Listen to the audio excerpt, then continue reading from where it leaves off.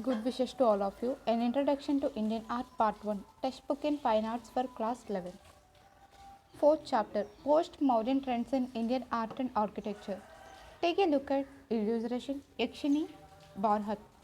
From the 2nd century BC onwards, various rulers established their control over the vast Mauryan Empire. The Shungas, Kanvas, Kushanas, and Guptas in the northern parts of central India. The Shatavahanas, Ikshvakus,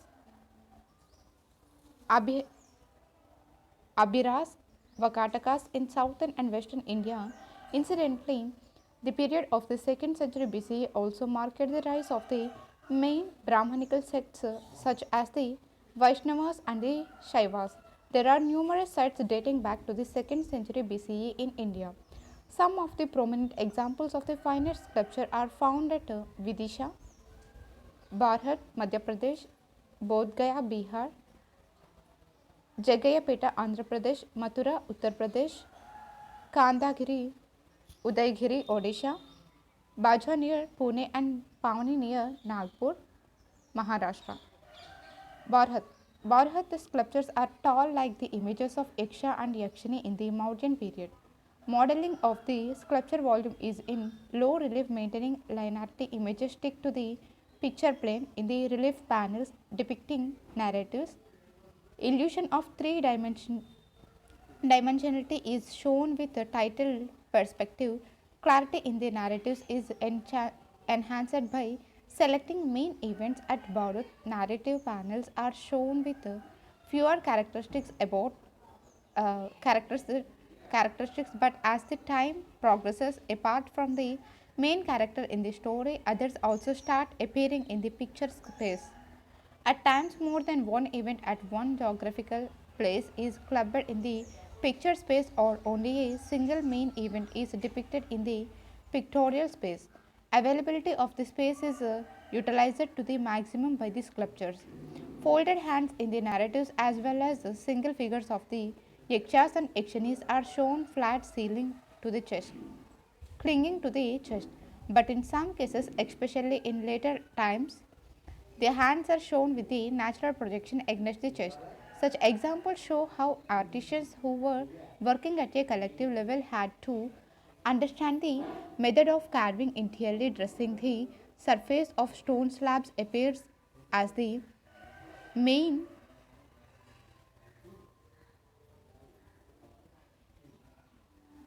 main concern. Later, the human body and other forms were sculpted. Due to shallow carving of the picture surface, projection of hands and feet was not possible. Hence, they folded hands in awkward positions of the feet. There is a general stiffness in awkward positions of the feet. This is a general stiffness in the body and arms. But gradually, such visual appearance was modified by making images with deep carvings, pronounced volume, and a very naturalistic representation, pronounced volume, and a very naturalistic representation, pronounced representation of human and animal bodies. Sculptures at Bharat, Bodh Gaya, Sanchi Stupa 2 and Jagayapeta are good examples. Narrative reliefs at Bharat show how artisans used the pictorial language very effectively to communicate stories. In one such narrative showing Queen Maya Devi's mother of Siddhartha Gautami dream. A descending elephant is shown. The queen is shown reclining on the bed, whereas an elephant is shown on the top heading towards the womb of Queen Maya Devi. On the other hand, the depiction of a Jataka story is very simple, narrated by clubbing the events. Jataka story is very simple, narrated by clubbing the events according to the geographical location of the story, like the depiction of Ruru Jataka, where the Bodhisattva deer is rescuing a man on his back. The other event in the same picture frame depicts the king standing with his army and about to shoot an arrow at the deer, and the man who was rescued by the deer. Deer is also shown along with the king pointing a finger at the deer. Take a look at these illustrations. Jataka panel Bharat, Queen Maya's dream Bharat.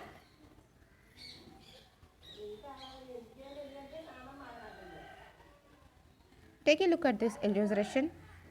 Plan of Stupa 1 Sanchi.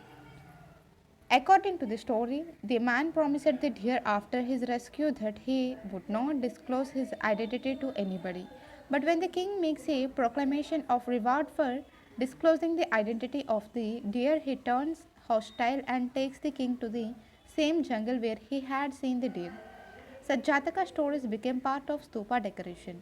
Interestingly, with the rise in the construction of stupas in various parts of the country, regional stylistic variations also began to emerge. One main characteristic in all the male images of 1st 2nd centuries BCE is the knocked headgear. In many sculptures, it is very consistent. Some of the sculptures found at Bharat are displayed in Indian Museum, Kolkata. Sanchi. The next phase of sculptural development at Sanchi Stupa 1 Mathura and Vengi in Andhra Pradesh, Guntur district is noteworthy in the stylistic progression. Stupa 1 at Sanchi has upper as well as lower Pradakshina Patha or circumambulatory path. It has four beautifully decorated torans depicting various events from the life of the Buddha and the Jatakas. Figure composition are in high relief, filling up the entire space. Depiction of posture gets naturalistic and there is no stiffness in the body. Heads have considerable projection in the picture space, rigidity. Take a look at this illustration. Chatri, Harmika, Pradakshinpata, Anda, Medhi, Vedika, Torana. Plan of Stupa 1 Sanchi. Rigidity in the contours gets reduced and images are given movement, narration to gets elaborated carving techniques appear more advanced than Bharat. Symbols continue to be used representing the Buddha. At Sanchi Stupa 1 narratives get more elaborated how the depiction of the dream episode remains very simple, showing the reclining image of the queen and the elephant at the top. The historical narratives, such as the sage of Kushinara Buddha's visit to Kapilavastu, visit of Ashoka to the Ramagrama Stupa, are carved with considerable details. In Mathura, images of this period bear the same quality but are different in the depiction of physiognomic details. Physiognomic details. Take a look at this illustration. Stone carving Stupa 1 Sanchi, part of railing Sangol. Mathura, Sarnath and Gandhara schools. The 1st century CE onwards, Gandhara, now in Pakistan, Mathura in northern India and Vengi in Andhra Pradesh emerged as important centers of art production. Buddha in the symbolic form got a human form in Mathura and Gandhara. The sculptural tradition in Gandhara had the confluence of Bactrian, Parthia and the local Gandhara tradition. The local sculptural tradition at Mathura became so strong that the tradition spread to other parts of northern India. The best example in this regard is the stupa sculptures found at Sangol in the Punjab. The Buddha images at Mathura is modeled on the lines of earlier Yaksha images, whereas in Gandhara it has Hellenistic features. Early Jain Tirthankar images and portraits of kings, especially the headless Kanishka, are also found from Mathura. Images of Vaishnava, mainly Vishnu and his various forms, and Shiva, mainly the Lingas and Mukhalingas, faiths, are also found at Mathura, but Buddhist images are found in large numbers. It may be noted that the images of Vishnu and Shiva are represented by their ayudhas weapons. There is boldness in carving the large images. The volume of the images is projected out of the picture. The volume of the images is projected out of the picture plane. The faces are round and smiling. Heaviness in the sculpture volume is reduced to relaxed flesh. The garments of the body are clearly visible and they cover the left shoulder. Images of the Buddha, Yakshas, Yakshinis, Shai- Shaivite and Vaishnavite deities and portrait statues are profusely sculpted. In the 2nd century CE, images in Mathura get sensual rotio- rotundity increases, they become fleshier. The trend continues in the 4th century CE, but in the late 4th century CE, the massive and fleshing is reduced further and the flesh becomes more tightened. The volume of the drapery also gets reduced and in the 5th and 6th century CE, the drapery is integrated into the sculptural mass, transparent quality in the robes of the Buddha images is evident in this period. Two important schools of sculptures in North India are worth noting. The traditional center, Mathura, remained the main art production site, whereas Sarnath and Kosambi also emerged as important centers of art production. Many Buddha images in Sarnath have plain, transparent drapery covering both shoulders and the halo around the head has very little ornamentation, whereas the Mathura Buddha images continue to depict folds of the drapery in the Buddha images and the halo around the heads is profusely decorated. One can visit museums at Mathura, Sarnath, Varanasi, New Delhi, Chennai, Amravati, etc. to study the features of early sculptures. Among the important stupa sites outside the Gangatic Valley is Devani, De, Devni Mori in Gujarat. In the subsequent centuries, sculptures had little variations while slender images with the transparent drapery remained a dominant aesthetic sensibility. Meditating Buddha, Gandhara, 3rd 4th century CE. Bodhisattva, Gandhara, 5th 6th century CE.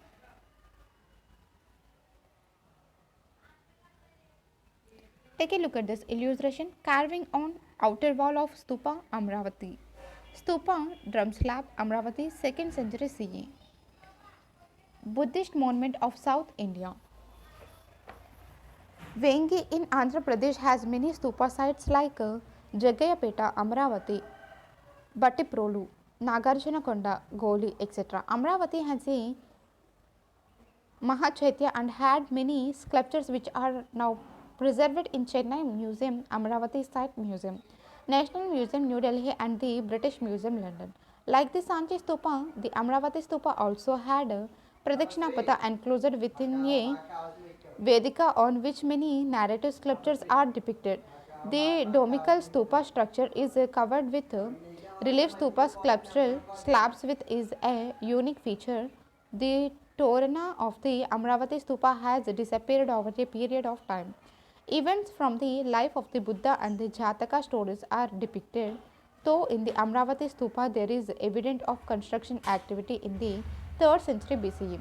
It was best developed in the 1st and 2nd centuries CE. Like Sanchi, the early phase is devoid of Buddha images, but during the later phase in the 2nd and 3rd centuries CE, the Buddha images are carved on the drum slabs and at many other places. Interior space in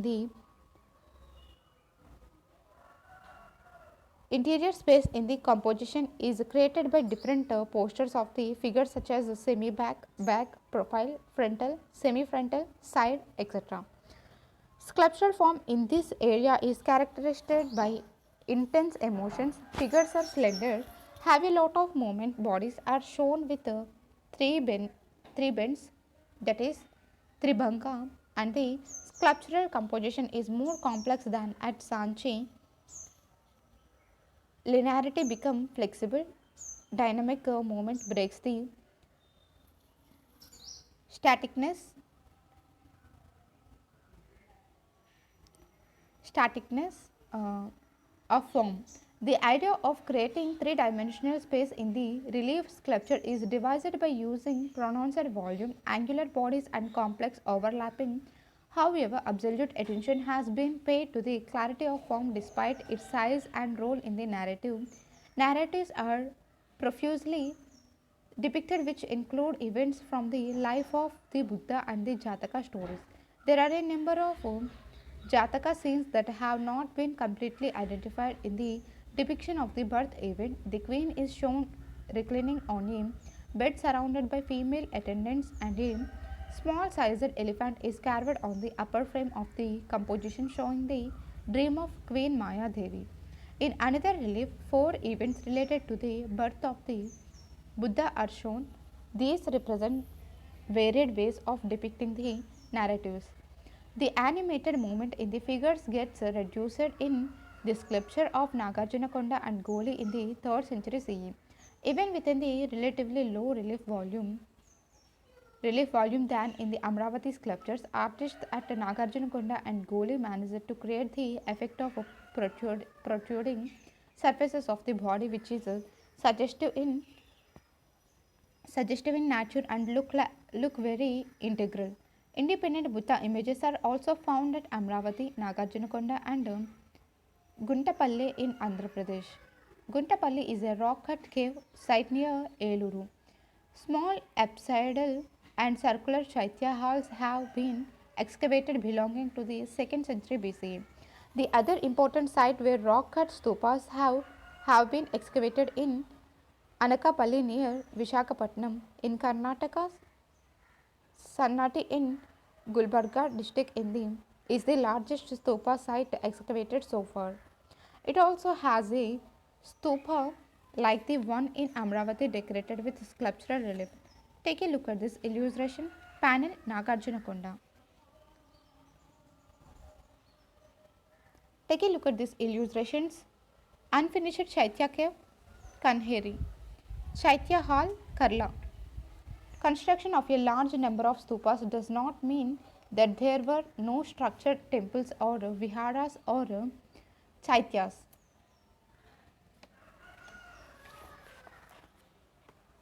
We do get evidences but not structured chaitya or vihara survival. Among the important structural viharas mentioned may be made of the Sanchi apsidal chaitya structure, that is a temple 18, which is a simple shrine temple having front pillar and a hall at the back. Simple structured temples at Guntapalli are also worth mentioning, along with the images of the Buddha. Other Buddhist images of Bodhisattvas like Avalokiteshvara, Padmapani, Vajrapani, Amitabha, and Maitreya Buddha started getting sculpted. However, with the rise of Vajrayana Buddhism, many Bodhisattvas images were added as a part of the personified representations of certain virtues of virtues or qualities as propagated by the Buddhist religious principle for the welfare of the masses. Cave tradition in Western India. In Western India, many Buddhist caves dating back to the 2nd century BC onwards have been excavated. Mainly three architectural types were executed. Upsidal valet roof chaitya halls found at Ajanta, Petalkora, Baga. Upsidal vault roof pillarless hall found at Thana, Nagpur in Maharashtra, and flat roofed quadrangular hall with a circular chamber at the back found at Kondivite in Maharashtra. The front of the Chaitya hall is dominated by the motif of a semicircular Chaitya arch with an open front which has a wooden facade, and in some cases there is no dominating Chaitya arch window such as found at Kondivite. In all the Chaitya caves, a stupa at the back is common. In the 1st century BCE, some modifications were made to the standard plan of the upsidal valued roof variety, where the hall becomes rectangular like at Ajanta cave. Number 9, with a stone screen wall as a facade. It is also found at Bedsa, Nashik, Karla, and Kanheri. Many cave sites have the standard first type of Chaitya halls in the subsequent period. In Karle, the biggest rock cut Chaitya hall was excavated. The cave consists of an open courtyard with the two pillars, a stone screen wall to protect from rain, a veranda, a stone screen wall as facade, an apsidal vault roof for Chaitya hall with the pillars, and the stupa at the back. Karla Chaitya hall is decorated with human and animal figures. They are heavy in their execution and move in the picture space. Further elaboration over the Karla Chaitya hall plan is observed at Kanheri cave number 3. Though the cave's interior was not fully finished, it shows how the carving progressed from time to time. Subsequently, the quadrangular flat-roofed variety became the most preferred design and is extensively found at many places. Take a look at illustration. Nasik cave number 3. Chaitya cave number 12. Bhaja. The viharas are excavated in all the cave sites. The plan of the viharas consists of a veranda, a hall and cells around the walls of the hall. Some of the important vihara caves are Ajanta cave number 12, Bedsa cave number 11, Nashik cave number 3, 10 and 17.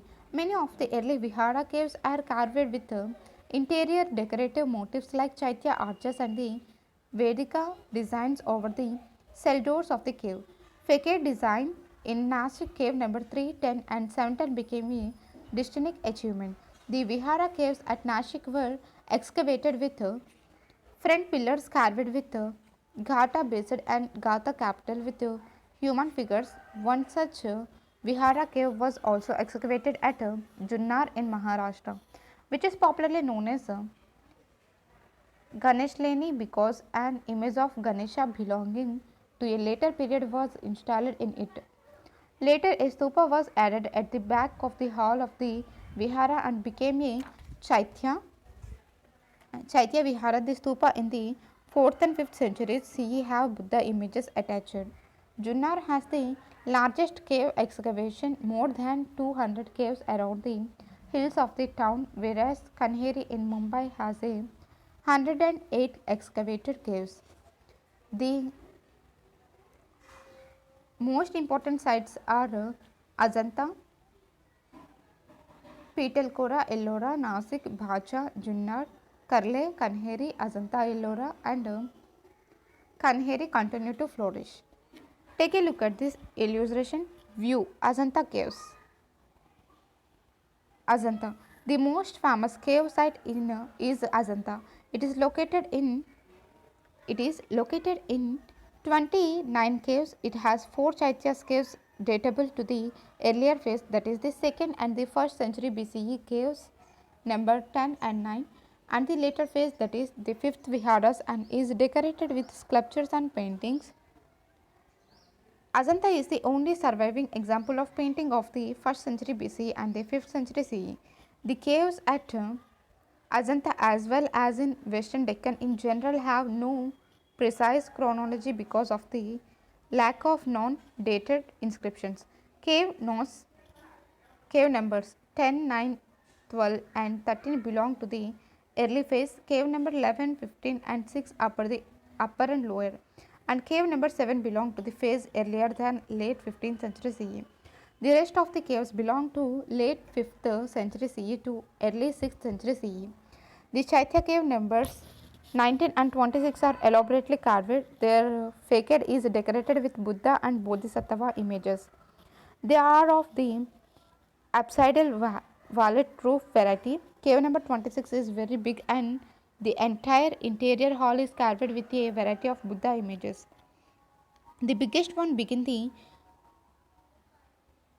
Mahaparinibbana image. The rest of the caves are Vihara Chaityas caves. They consist of a pillared veranda, a pillar hall and cells along the walls. The back wall has the main Buddha shrine.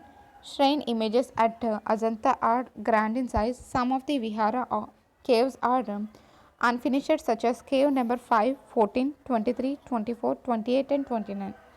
Among the important patrons at Ajanta were Varahadeva, patron of cave number 16, the prime minister of the Vakataka king, Harisena, Upendra Gupta, patron of cave numbers 17 to 20, the local king of the region, and feudatory of the Vakataka king Harisena, Bud- Buddhabhadra, patron of cave number 26, and Mathuradasa, patron of cave number 4. Many paintings have survived in cave numbers 1, 2, 16, and 17.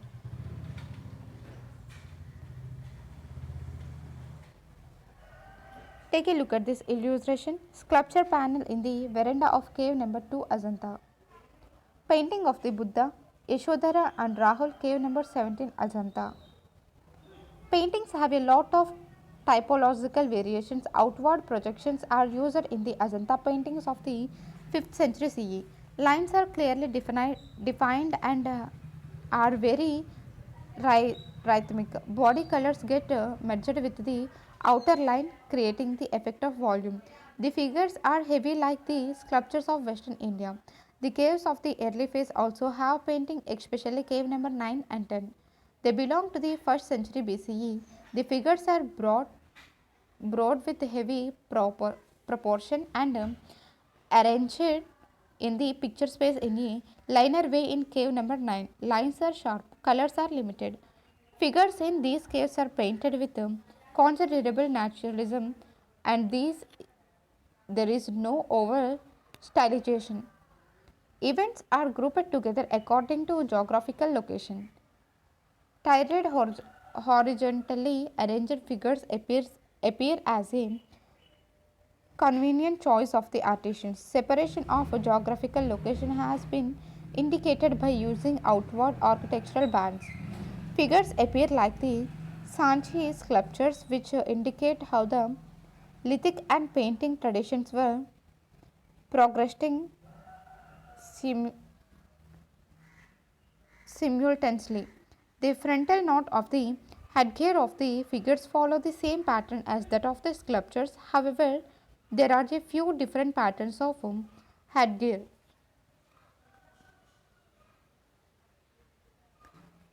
Take a look at this illustration. Apsara, cave number 17, Ajanta. Take a look at other illustration. Painted ceiling, cave number 10, Ajanta. The second phase of paintings can be studied from the images of the Buddhas painted on the walls and pillars of cave numbers 10 and 9. These Buddha figures are different from the figures painted in the 5th century CE. Such developments in paintings need to be understood in the context of the religious requirement. Cave excavation and painting were simultaneously processes, and dating of the painting follows the date of the cave excavation. The next stage of developments is observed mainly in the paintings of cave numbers 16, 17, 1 and 2. However, it does not mean that pictures had not been painted in other caves. In fact, almost in all the finished excavations, pictures have been painted, but very few have survived.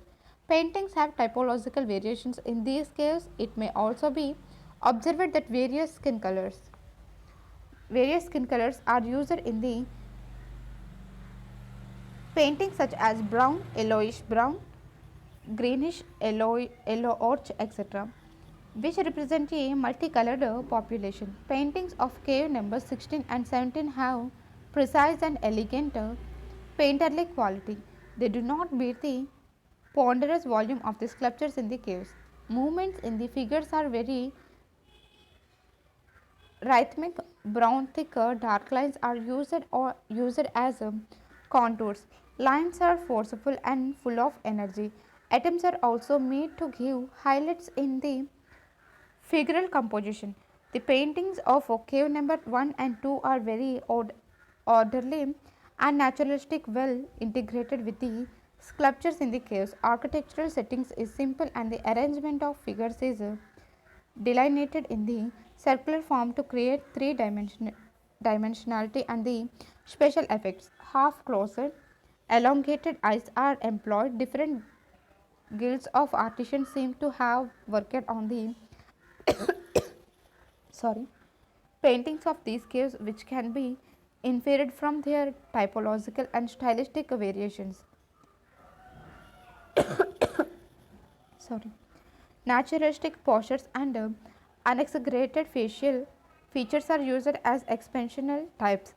The themes of the paintings are the events from the life of the Buddha, the Jatakas, and the Avadhanas. Some paintings, such as the Simhala Avadhana, Mahajanaka Jataka, and Vidrupandita, Vidrupandita Jataka, cover the entire wall of the cave. It is worth nothing that Chadanta Jataka has been painted in the early cave number 10 with many details and events grouped according to their geographical locations. Events that happen in the jungle and events that happen in the palace are separated by their locations. In cave number 10, Chadanta faithfully follows the Pali text, whereas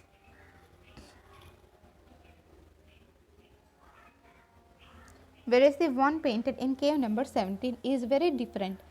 In one of the events, the Bodhisattva Chadanta is shown removing his own tusk and giving it to the hunter. Sonated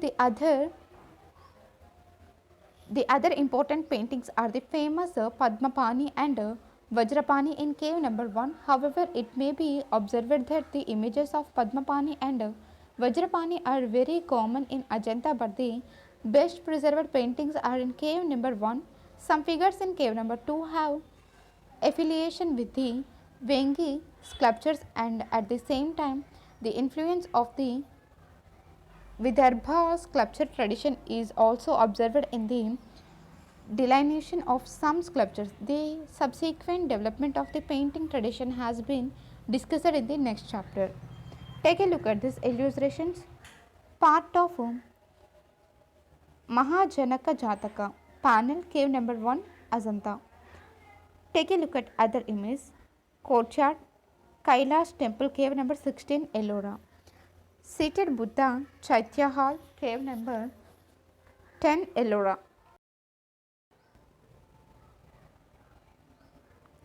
Ellora. Another important cave site located in Aurangabad district is Ellora. It is located 100 kilometers from Ajanta and has 34 Buddhist, Brahmanical and Jaina caves. It is a unique art historical site in the country as it has monasteries associated with the three religions dating from the 5th century CE onwards to the 11th century CE. It is also unique in terms of stylistic Islamism, that is, confluence of many styles at one place. The caves of Ellora and Aurangabad show the ongoing differences between the two religions, Buddhism and Brahmanical. There are 12 Buddhist caves having many images belonging to Vajrayana Buddhism like Tara, Mahamayuri,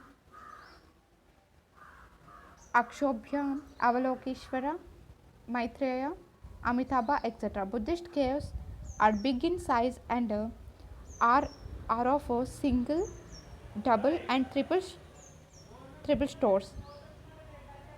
Their pillars are massive. Ajanta also has excavated double stored caves, but at Ellora, the triple store is a unique achievement. All the caves were plastered and painted, but nothing visible is left. The shrine Buddha images are big in size.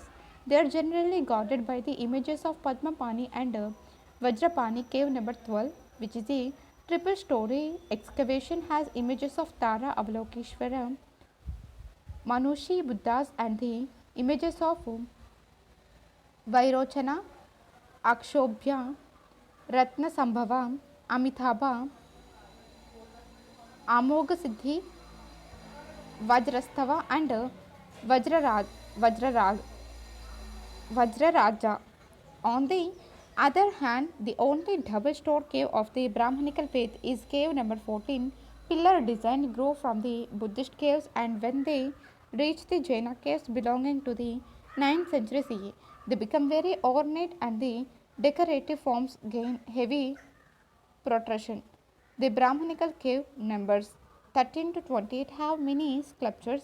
Many caves are dedicated to Shaivism, but these images of both Shiva and Vishnu and their various forms according to Puranic narrative are depicted. Among the Shaivite themes, Ravana shaking Mount Kailas, Andakasurvada, Kalyana Sundara are profusely depicted, whereas among the Vaishnavitic themes, the different avatars of Vishnu are depicted. Take a look at this illustration. Gajasur Shiva, cave number 15, Ellora. The sculptures at Ellora are monumental and have pro- protruding volume that create deep precision in the picture space. The images are heavy and show considerable sophistication in the handling of sculptural volume. Various guilds at Ellora came from different places like Vidarbha, Karnataka, and Tamil Nadu and carved the sculptures. Thereby, it is the most diverse site in India in terms of the sculptural styles. Cave number 16 is known as Kailash Leni. A rock cut temple has been carved out of a single rock, a unique achievement of the artisans which will be discussed in the next chapter. Among the important Shaivite caves are cave number 29 and cave number 21. The plan of cave number 29 is almost like that of the main cave at Elephanta. The sculptural quality of cave number 29, 21, 17, 14, and 16 is amazing for its monumentality and vigorous movements in the picture space. The Bagh caves, consisting of Buddhist mural paintings, are located 97 kilometers from Dhar district of Madhya Pradesh. These rock cut cave monuments are not natural but carved over a period of time during the ancient Indian, mostly during the Shatavahana period. The Bagh caves, like those at Ajanta, were excavated by master craftsmen on perpendicular sandstone rock face of a hill across the seasonal stream of Baghani. Out of the original 9 caves, only 5 have survived, all of which are viharas or resting places for monks having a quadrangular plan. A small chamber, usually at the back, forms the chaitya.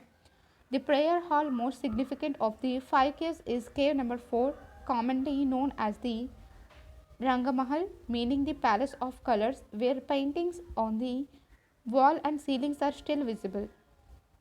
Other caves were remnants of tempera mural paintings on the walls and ceilings can be seen are cave number 2, 3, 5, and 7. The ground prepared was a reddish brown, gritty, and thick mud plaster. Laid out on the walls and ceilings over the plaster, lime priming was done, on which these paintings were made. Some of the most beautiful paintings were on the walls of the portico of Cave 4 to prevent further loss of the values of the Indian art. Most paintings were carefully removed in 1982 and today can be seen in the Archaeological Museum of Gwalior. Elephanta Caves and other sites. The Elephanta Caves, located near Mumbai, are dominated by the Shaivite faith. It is contemporary with Ellora and its sculptures show slenderness in the body with the stark light and dark effects. Take a look at this illustration. Entrance to Elephanta Caves. The tradition of rock cut caves continued in the Deccan and they are found not only in Maharashtra but also in Karnataka, mainly at Badami and Aihole, executed under the patronage of the Chalukyas in Andhra Pradesh in the area of Vijayawada and in Tamil Nadu, mainly at Mahabalipuram, under the patronage of the Pallavas. The post 16th century developments of art history in the country depend more on political patronage than the collective public patronage of the early historic periods. Mention may also be made of the terracotta figurines that are found at many places all over the country. They show a parallel tradition with the religious lithic sculptures as well as the independent local tradition. Many terracotta figures of various sizes are found which show their popularity. They are toys, religious figurines as well as figurines made for healing purposes as part of the belief systems. Cave tradition in eastern India. Like in western India, Buddhist caves have also been excavated in eastern India, mainly in the coastal region of Andhra Pradesh and in Odisha. One of the main sites in Andhra Pradesh in Guntapalli in Eluru district. The caves have been excavated in the hills along with the structured monasteries. Perhaps it is among the very unique sites where the structured stupas, viharas, and the caves are excavated at one place. The Guntapalli Chaitya cave is circular with a stupa in the circular hall and a Chaitya arch carved at the entrance. The cave is relatively small when compared to the caves in the western India. A number of Vihara caves have been excavated. The main Vihara caves, despite the small dimensions, have been decorated with Chaitya arches on the exterior. They are rectangular with a valuted roof and are carved single stored or double stored without a large central hall. These excavations date back to the 2nd century BCE. There are some excavations which were added in the subsequent centuries, but all are of the Vihara type. Apart from Guntapalli, the other important cave site is Rampayarampalam, which has very moderate small excavations, but there are rocket stupas on the hillock. At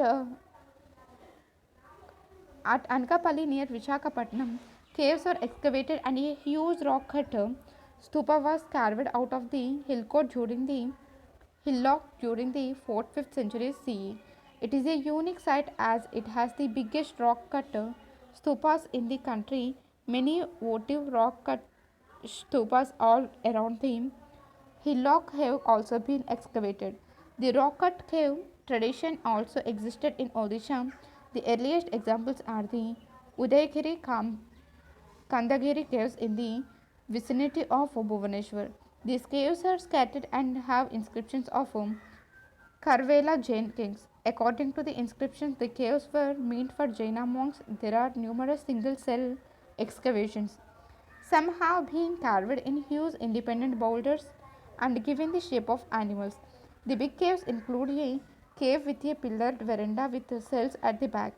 The upper part of the cells is decorated with a series of Chaitya arches and narratives still continue in the folklore of the region. The figures in this cave are voluminous, move freely in the picture space, and are an excellent example of quantitative carving. Some caves in this complex were excavated later, sometime in the 8th 9th centuries CE. Exercise. Question number 1. Describe the physical and aesthetic features of Sanchi Stupa 1. Question number 2. Analyze the stylistic trends of the sculptures in North India during the 5th and 6th centuries. Question number 3. How did cave architecture develop in different parts of India from cave shelters to the monolithic temple at Ellora? Question number 4. What are the mural paintings of Ajanta renowned?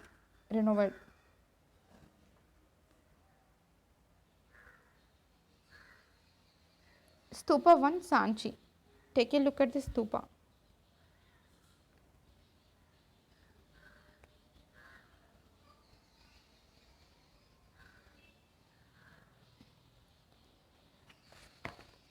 Sanchi, about 50 kilometers from Bhopal, the capital of Madhya Pradesh, is a World Heritage Site. Along with other relatively small stupas, is a World Heritage Site. Along with other relatively small stupas, there are three main stupas at Sanchi. Stupa 1 is presumed to have the relics of the Buddha.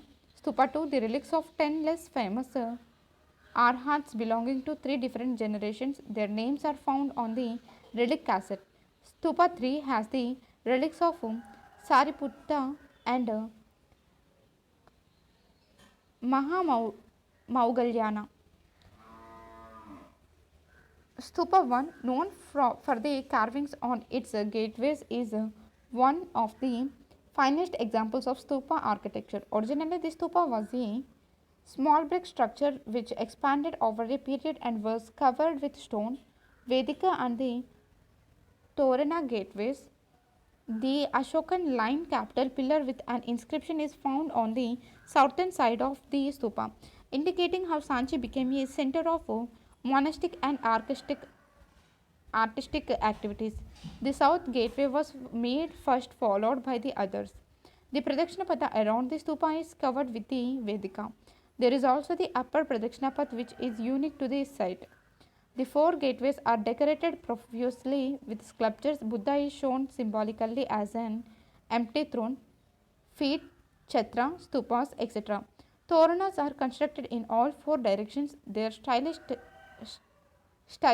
differences indicate their possible chronology from the 1st century BCE onwards. Though Stupa 1 is the oldest stupa, the carvings of images on the Vedika of Stupas 2 are earlier than those on Stupa 1. Jatakas also become an important part of the narratives in stupas. The figures at Sanchi, despite being small in dimension, show considerable mastery of sculpting. Their physiognomic treatment of the body shown both depth and dimension which are very naturalistic. There are Gardenian images on pillars and the Shalbanjika lady holding the branch of a tree. Sculptures are remarkable in their treatment of volume. The rigidity of the earlier sculptures of Stupa 2 is no more there. Each Thodana consists of two vertical pillars and three horizontal bars on the top. Each horizontal bar is decorated with different sculptural themes on the front as well as at the back, supporting the extensions of the lowermost horizontal bar. From below are the images of Shalabanjika.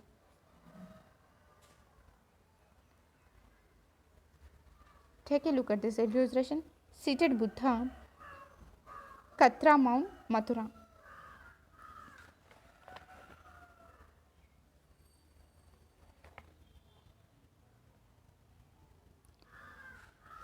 Mathura was a great center for making sculptures during the early historic period, and many images have been found here.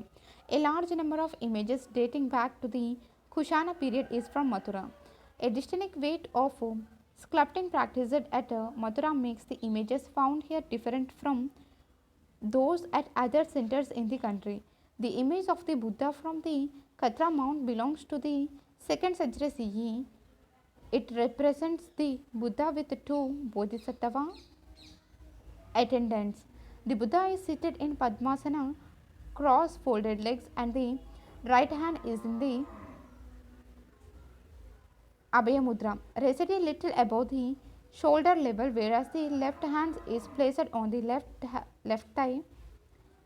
The Ushan, Ushanisha, that is hair knot, is shown with a vertically raised projection. Mathura sculptures from this period are made with a light volume having fleshy body. The shoulders are broad.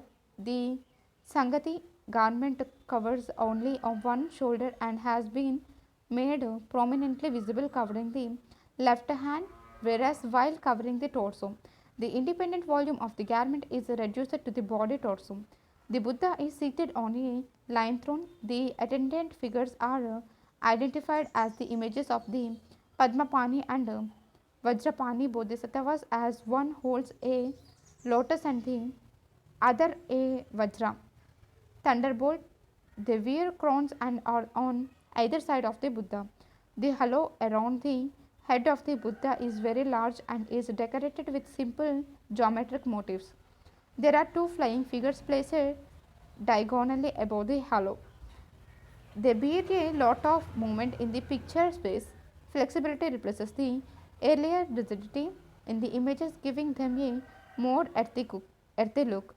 Curves of the body are as delicately carved. The upright posture of the Buddha image creates movement in space. The face is round with fleshy cheeks. The bulk of the belly is sculpted with controlled muscularity. It may be not noted that there are numerous examples of sculptures from the Kushana period at Mathura. But this image is representative and is important for the understanding of the development of the Buddha image in the subsequent period. Buddha had taxila.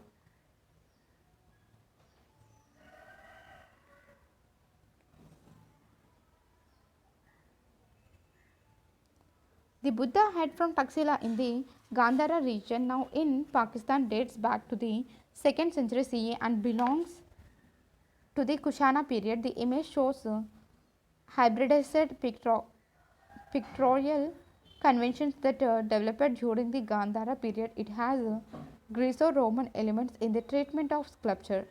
The Buddha head has typical Hellenistic elements that have grown over the period of time. The curly hair of the Buddha is thick, having a covered layer of sharp and linear strokes over the head. The forehead plane is large, having protruding eyeballs. The eyes are half closed and the face and cheeks are not round like the images found in other parts of India. There is a certain amount of heaviness in the figures of the Gandhara region. The ears are elongated, especially the earlobes. The treatment of the form bears linearity and the outlines are sharp. The surface is smooth. The image is very expressive. The interplay of light and dark is given considerable attention by using the curving and protruding planes of the eye socket and the plans of the nose. The expression of calmness is the center point of attraction. Modeling of the face enhances the naturalism of dimensionality. Assimilating various traits of Achaemenian, Parthian and Bactrian traditions into the local tradition is the hallmark of the Gandhara style. The Gandhara images have physiognomic features of the Greco-Roman tradition, but they display a very distinct way of treating physiognomic detail that are not completely Greco-Roman. The source of development of Buddha images as well as other has its genesis in its peculiar conditions in western and eastern style. It may also be observed that the northwestern part of India, which is now Pakistan, always had continuous habitation from proto-historic times. It continued in the historical period as well. A large number of images have been found in the Gandhara region. They consist of narratives of the life of the Buddha, narrations from the Jataka stories, and Buddha and Bodhisattva images.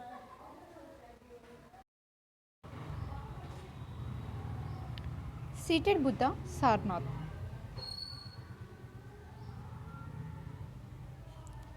This this is of the Buddha form. This is this is of the Buddha from Sarnath belonging to the late 15th century CE is housed in the site museum at Sarnath. It has been made in Chunar sandstone. The Buddha is shown seated on a throne in the Padmasana. It represents Dhammachakra Pravartana as can be seen from the figures on the throne. The panel below the throne depicts a chakra wheel in the center and a deer on either side with his disciples. Thus, it is the representation of the historical events of Dhammachakra Pravartana on the preaching of the Dhamma. This Buddha image is a fine example of the Sarnath school of sculpture. The body is slender and well proportioned but slightly elongated. The outlines are delicate, very rhythmic. Folded legs are expanded in order to create a visual balance in the picture space. Drapery clings to the body and it is transparent to create the effects of integrated volume. The face is round, the eyes are half closed, the lower lip is protruding, and the roundness of the cheeks has reduced as compared to the earlier images from the Kushana period at Mathura. The hands are shown in Dhammachakra Pravartana Mudra placed just below the chest. The neck is slightly elongated with two incised lines indicating pores. The Ushanisha has circular curled hair. The aim of the sculptures in ancient India had always been to represent the Buddha as a great human being who achieved Nibbana that is that is cessation of anger and hate. The back of the throne is profusely decorated with different motifs of flowers and creepers placed in a concentric circle. The central part of the halo is plain without any decoration. It makes the halo visually impressive. Decoration in halo and the back of the throne indicates the artisan sensitivity. Sarnath Buddha images of this period show considerable softness in the treatment of the surface and volume. Transparent drapery becomes part of the physical body. Such refinement comes over a period of time and these features continued in subsequent periods. There are many other Buddha images in the standing position from Sarnath having features like transparent drapery, subtle movement, carved separately and placed above the memorial stupas around the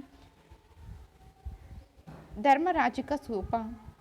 These images are now preserved in the Sarnath Museum. They are either single or with the attendant figures of Bodhisattvas, Padmapani and Vajrapani. Padmapani Bodhisattva, Ajanta Cave number 1.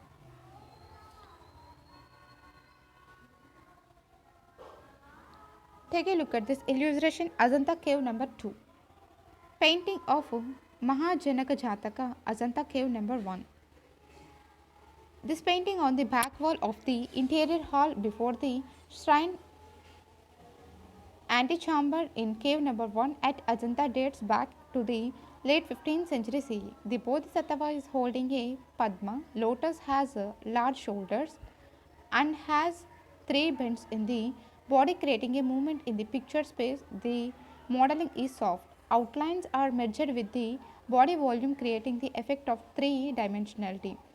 The figure of the Bodhisattva is wearing a big crown in which detailed rendering is visible. The head is slightly bent to the left, the eyes are half closed and are slightly elongated. The nose is sharp and straight, light color all over the projected plans of the face is aimed at creating an effect of three dimensionality. The beaded necklace too has similar features. Broad and expanded shoulders create heaviness in the body. The torso is relatively round. Lines are delicate, rhythmic, and define the contours of the body.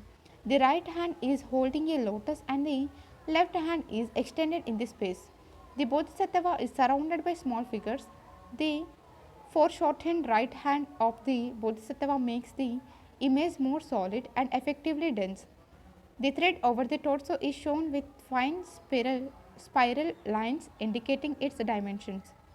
Each and every part of the body is given equal attention. Light red, brown, green and blue colors are used. Nose projections, incised end of lips with the lower lip projection and small chin contribute to the overall effect of solidity in the figure composition. The paintings in cave number 1 are of good quality and are better preserved. One can observe certain typological and stylistic variations in the paintings of Ajanta indicating different guilds of artisans working on the cave paintings at Ajanta over the centuries. On the other side of the image, Vajrapani Bodhisattva was being painted. He holds a Vajra in his right hand and wears a crown. This image also bears the same pictorial qualities as the Padmapani. Cave number 1 has many interesting paintings of both Buddhist themes such as Mahajanaka Jataka, Umag Jataka, etc. The Mahajanaka Jataka is painted on the entire wall side and is the biggest narrative painting. It may be observed that the paintings of Padmapani and Vajrapani and the Bodhisattva are painted as shrine guardians. Similar such iconographic arrangements is also observed in other caves of Ajanta. However, Padmapani and Vajrapani in cave number 1 are among the best survived paintings of Ajanta. Mahavijaya, Ajanta cave number 26.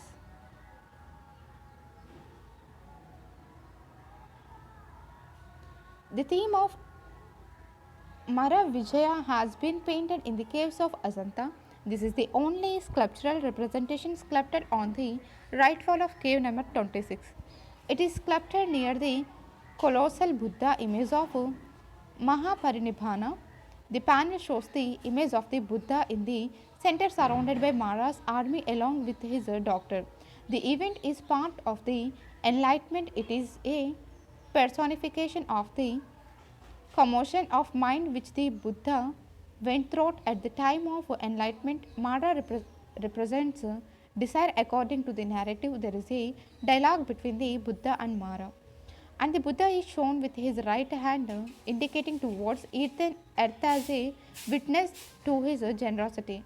This relief sculptural panel is highly animated and shows a very mature sculpture style at Ajanta.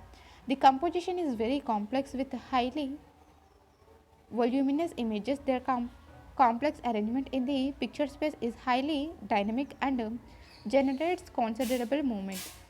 The figure on the right shows Mara coming with his army consisting of various kinds of people, including some with Krotsky animal faces. The dancing figures at the lower base with the musicians have forward bulging waist, and one of the dancing figures has expanded her hands in the dancing posture with an angular frontal look.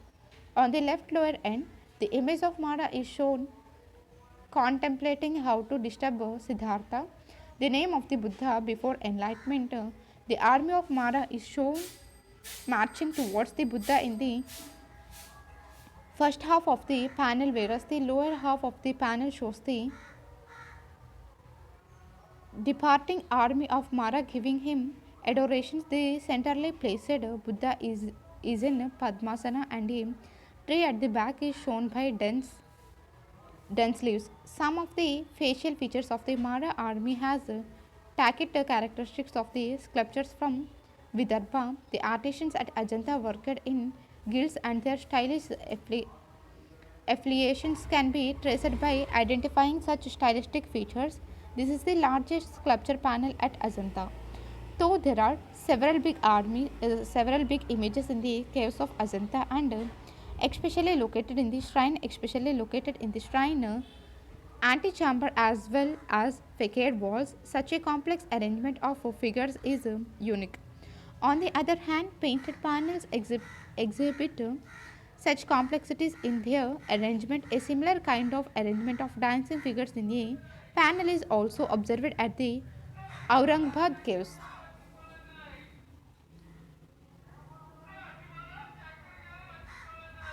Mahesh Murthy, Elephanta.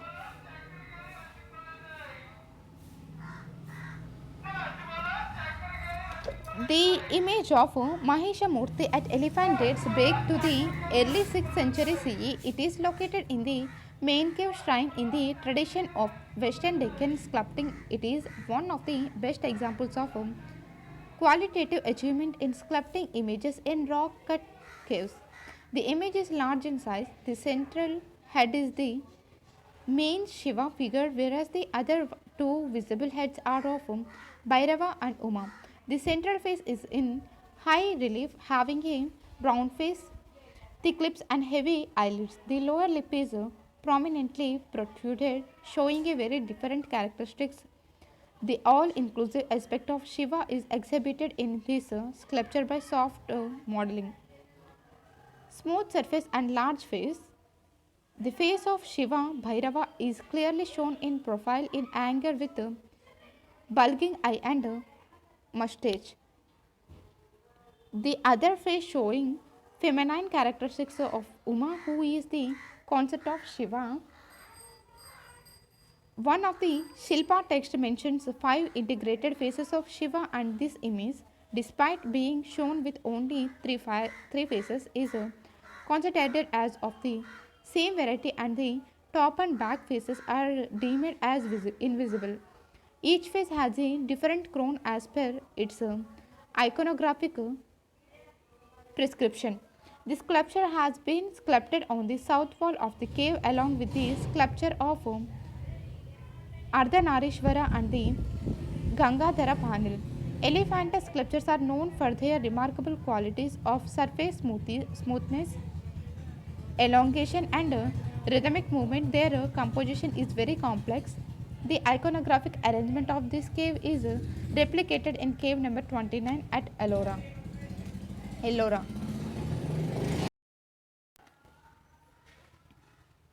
Mural traditions of India.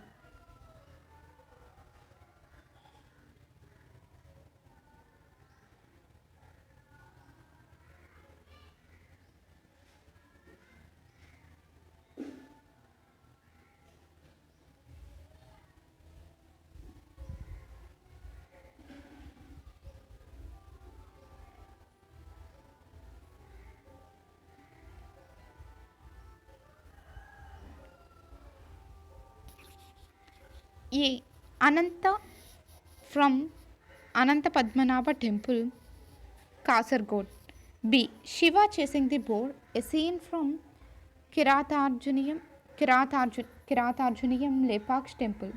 C. Chola king Rajaraja and court poet Karuvar Devar, Tanjavur, 11th century. D. Shiva killing Tripurasura, Tanjavur. E. Rama kills Ravana, a scene from Ramayana panel, Matancheri Palace. F. Shasta Padmanabhapuram Palace, Takkala. Thank you.